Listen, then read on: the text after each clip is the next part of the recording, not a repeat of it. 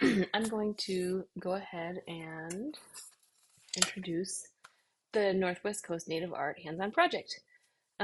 This is all about wooden animal totems. So what you're going to need for this project are a series of, go to the next slide. What you're going to need are a wooden panel, which is 6 by 6, a pencil, some black markers. We might have Sharpies or others, some black, red, yellow, green markers, and then optional is a white paint pen and a thinner black marker. And then you're going to have the students share a couple things. This reference guide, just so that they can refer to the different types of shapes if they want to. And then I think this will be very handy, a printout of all the different animal shapes. And then we actually have corresponding stencils that we'll have for each of these animals.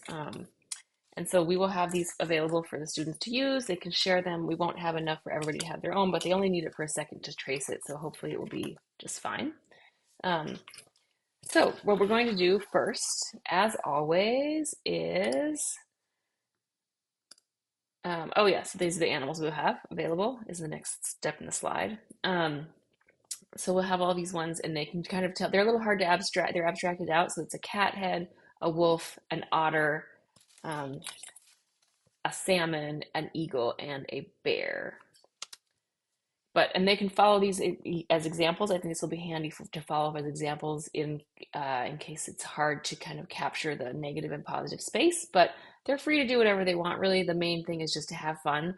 But if they can capture kind of the form line idea, that's the big picture of the project. So the first thing you do, as always, is you put your name on the back.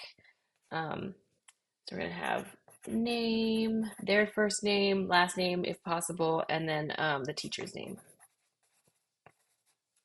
And then they flip that over. And the next thing we'll do, it doesn't matter which direction the wood grain goes. It can be either way, however they want. But the next thing you'll do is pick an animal. And so I'm just going to go ahead and do the cat. I'm doing the cat because I think it's a pretty simple one for some of the younger kids. It's a recognizable animal. It's just the head, and it's also, as you can see here in the example, it's symmetrical, so you don't have to make too many choices. We can change the mouth and things like that if we want to, but the way it works is you just kind of come in here and take your pencil, hold it down in the middle so you can help them do that. It's nice to have it centered. If they want to push it around, it's totally fine. If they want to do it like cattywampus, to tilt or something, that's okay. But the spirit is kind of these like, straight, centered, symmetrical, balanced kind of thing. So that's what I'm going to do. Just do here, kind of trace. I say lightly in the deck. It can be however. They're going to color over it with marker. There you go. So then you can pass this off to a neighbor. Try to collect these back up at the end because we have a series of them that they need to make it through the entire month. Cool. Okay, there's my shape. And then the next step is to draw the form lines. This might be the hardest part, one of the hardest parts, especially for your younger kids. You'll want to kind of help them. Remind them that the form lines are going to make the outline of the shape. So that's where you want to start. I have in here in the illustration, the step-by-step, the salmon. You can see there's a lot of eraser lines on it because it's totally fine to change your mind about where the lines show up. But I put that one in there because I think it's a little different being not symmetrical. But here what we can do for this one is maybe we want to, if we're going to follow the example, for instance, you can see the form lines up at the top here. So it goes skinny to fat. So maybe we replicate that kind of like this. The hard part for me is always kind of making sure that it goes all the way to where I want it to go because I kind of get excited and just end the line early. Something like that. It doesn't have to be perfect. You can see it's important to kind of have like the black line continue throughout so that the entire outline shape, you ultimately want a black line around the entire thing. If they're having trouble, you could even have them outline the entire thing first. The next form line I'm going to make on this one is this kind of like shape around the eye. So I'll do something like this.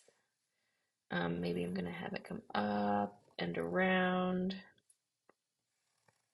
And we just have it go like that, and then you kind of create the same one on the other side.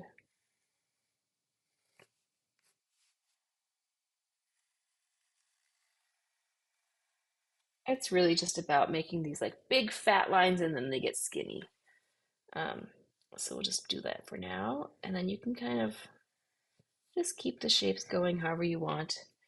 A fun part of these projects is the eye is pretty iconic and cool, so you can kind of do that. You can see here, again, it doesn't really matter the angle with the younger kids. They'll just kind of put it where they want probably, but if you want to try to have it be at an angle or what have you, you can kind of encourage that. And then putting a circle inside. This is actually, I'm getting a little bit ahead of myself because really we should do the eyes later. So where it should really go from here, you want to come out of this step basically with every outline on the base. So we'll just go ahead and do that. We can kind of create. You can see that you can call attention to the form line. So this is kind of like a U shape. This is a U shape. Maybe we want to create a big ovoid here, a big oval shape. That's kind of what's in the middle. It really kind of has to do with breaking apart the shape into something recognizable, into smaller parts. So maybe that's where we leave this one for this step. So getting those ideas.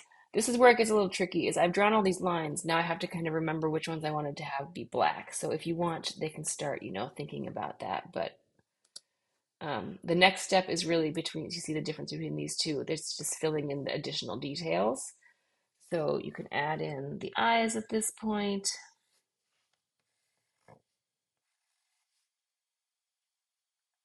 I'm going to maybe stray a little bit and make these eyes a little different than what is on my cat reference. Um, Maybe more like the wolf, just to be interesting. Make the flat bottom flat.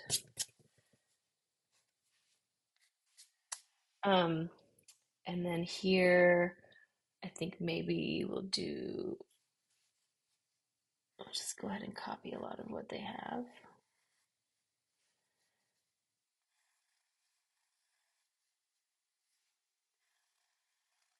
It starts to look like a pig a little bit. You can just go with whatever you think makes sense. Um, I'm not happy with that actually. Let's take that out and maybe put in some kind of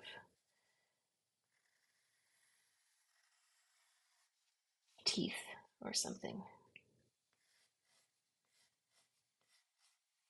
instead.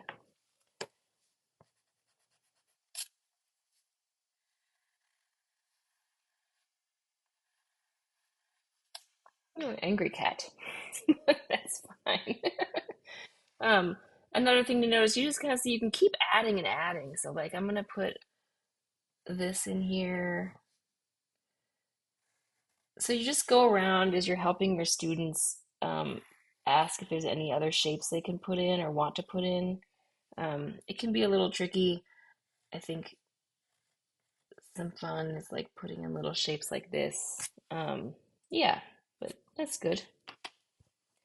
Now we get to the next part is labeling what colors. So this is just going to help before they put marker on and it's permanent and they can't reverse it. Kind of going in and like deciding which things are going to be black. So the way we've been doing this is with the letters. With the younger kids, they could just kind of shade. Maybe that's what you want to do. We can shade in the areas that will be black with just lines. But you want to make sure not to put any marks where you want to leave things blank. That's the hard part. So if this is going to be red, for instance, it's okay to put a little R, a little R, but we don't want to put in anything in this empty space because you might not cover it up. And you just want to make sure you're taking into account all the things that are black.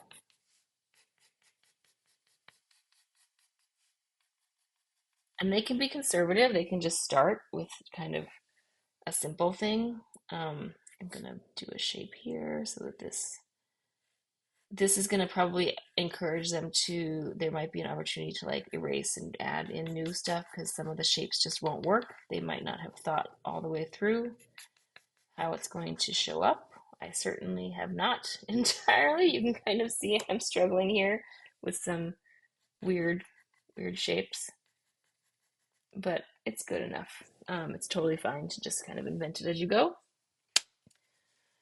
So that kind of gives you an idea what you can do. And then we get to the fun, the scary part, which is just drawing in. So the black markers bleed a little bit. It's totally fine. I think the thing to do is just encourage people to kind of go with it. I recommend doing an outline first of the entire shape.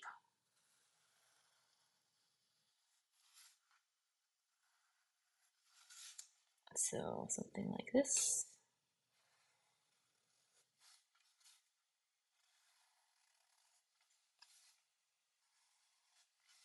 And in fact, in the younger grades, if you want to just all have them do the same one, that's totally fine too. I might actually swap out the younger grade one might have the cat illustrations, and the older grade will have the salmon, um, because I think it's an easier one to deal with. Some of the other shapes you can see if you were working with some of these, especially things like the bear. These are maybe better for third through fifth. Um, this one is, I did in an example, it's a little challenging because the shapes are just very unusual. So something like this, or maybe this one, or even the otter could be very easy for the third, K through second. And these might be better for the older grades. So here I have my outline. I think I'm going to go ahead and also outline this, but really they could just color in what they have there if they want, like just start, doing this. Um,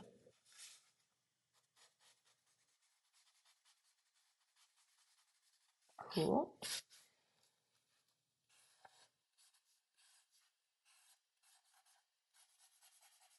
And you can see the pencil lines just go away and you color over them, pretty easily obscured by the marker.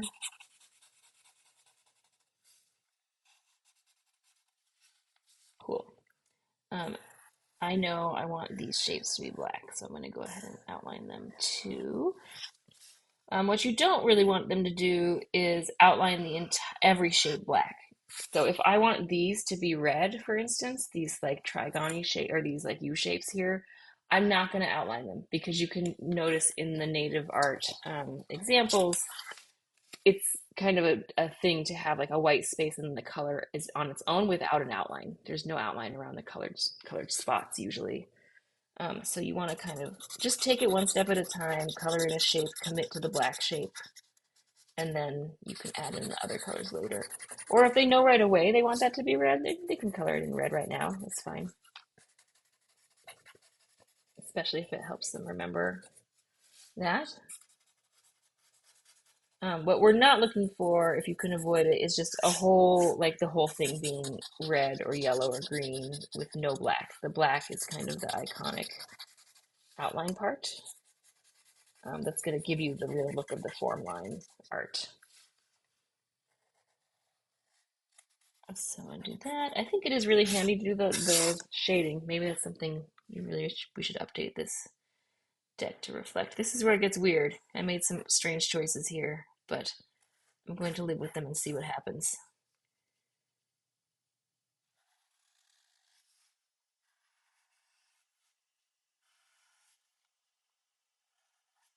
And it's just about simplifying some of these lines. There we go.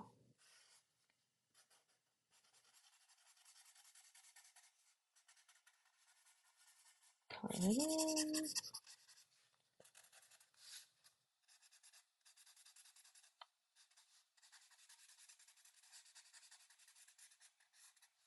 Cool. Okay. Not too bad. Um, Great. And then you remember we have like different lengths, thicknesses of marker. So if they want to, they don't have to do. I've already kind of done this step, so I didn't skip ahead. Use the black marker to fill in all the shapes. So that's kind of what I've done. I think it's good now to kind of pause and fill in the colored spots. So I'm going to do that. So here I'm going to, you should have a couple of different greens. I think that this like kind of minty green is it's one of the ones that shows up a lot in the examples. So we're going to use this for maybe my eyes. I'm trying to decide what I want to do here. Yeah, I want to use the eyes.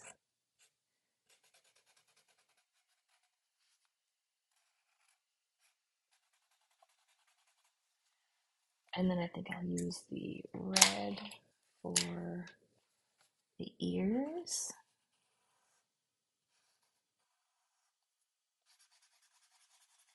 And sometimes those shapes just float in the middle of the space, and sometimes they extend to the edges.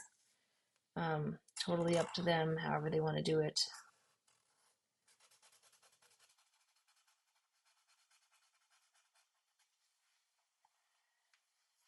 Maybe I'll put like a little red nose here. And then just for fun, we can make this bottom one red. That's, yeah. Okay. And then take this. You can kind of watch out. You notice my hand is all markery. So that is something else to think about. I've not noticed that they smear too much, but a little bit. You can kind of see it smears a little bit. So you could kind of try to have them watch out for that. And then these thinner markers, if they're available in your on the cart. We only don't have as many of these. You can do line work like this. And I'm pulling, you can see here my teeth. I've just kind of pulled that style from this one. So they can mix and match however they want. I didn't even really refer to this, but you can kind of see these shapes are kind of like these here. You can do some interesting, I might add in some of these other ones as I go. It's really just about abstracting and filling in the space is fine. It does not have to look realistic at all. There is no need to worry about that. So I might do something like, you know, add in this kind of shape.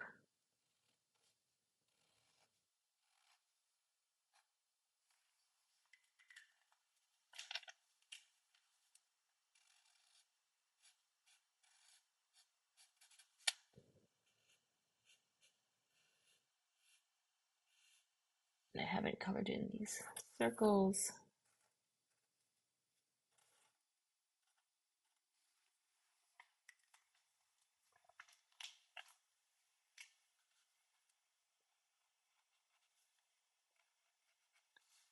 There, pretty good. You can see here we have finishing touches here. If you are in the teaching the older kids and they have time, there's a white paint marker. If they want to go in and fill it in, they can. Not necessary though. It's just kind of, you can see it gives a little bit of a contrast. And then I recommend if they do that, maybe they go in and put the dots in after, but it's just an option. It's totally not required. Um, it's nice to leave it like this if they want to, though. You know, in the presentation you saw, for instance, there's this cool postage stamp with more kind of flair. If they want to add some stars or circles outside of it, they're welcome to if they have time. But it really is kind of more about the shape of the finished animal. So this is kind of it. But if they want to keep kind of adding to it, you can always do, you know, some lines like this, especially if the older kids have some extra time. Um, yeah, that's kind of the idea. You can kind of see in some of the examples in the demonstration, they get a very, very detailed. So you can go in there. I just don't know if you don't have a thin marker and a good hand, like if you can get that detailed, but you can try it. So here we go. That is the Northwest Coast Native Art Animal Totem.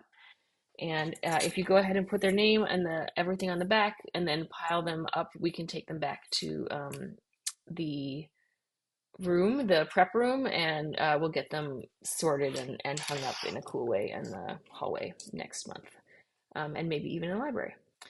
So thank you so much. Enjoy.